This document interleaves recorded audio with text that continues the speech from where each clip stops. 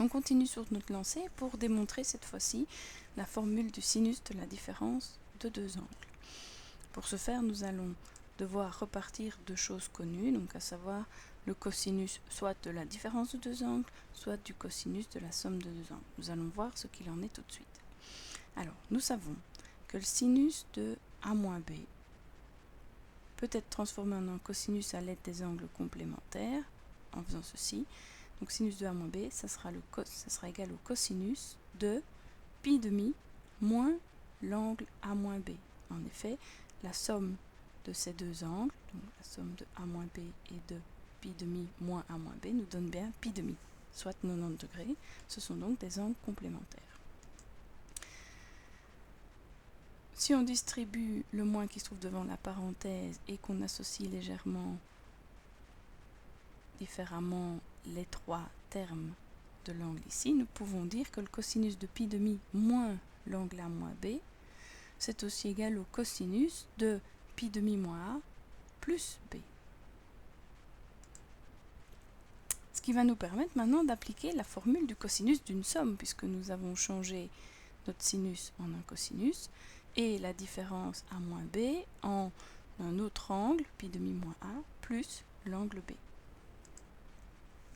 Pour rappel, le cosinus de A plus B, c'est le produit des cosinus des deux angles moins le produit des sinus. Si on change ceci avec cosinus de pi demi moins A plus B, nous allons avoir le cosinus de pi demi moins A en première place, fois le cosinus de B, ça ne change pas, moins le sinus du premier angle, pi demi moins A, fois le sinus du second, donc sinus de B. De nouveau, ce n'est pas une formule très évidente à retenir, mais pi demi moins A, c'est un angle associé assez facile, puisque nous avons déjà fait le changement ci-dessus. On va pouvoir utiliser les angles complémentaires. Alors, nous savons, exactement comme au-dessus, que le cosinus de pi demi moins A est égal au sinus de A. De même, le sinus de pi demi moins A, lui, est égal au cosinus de A.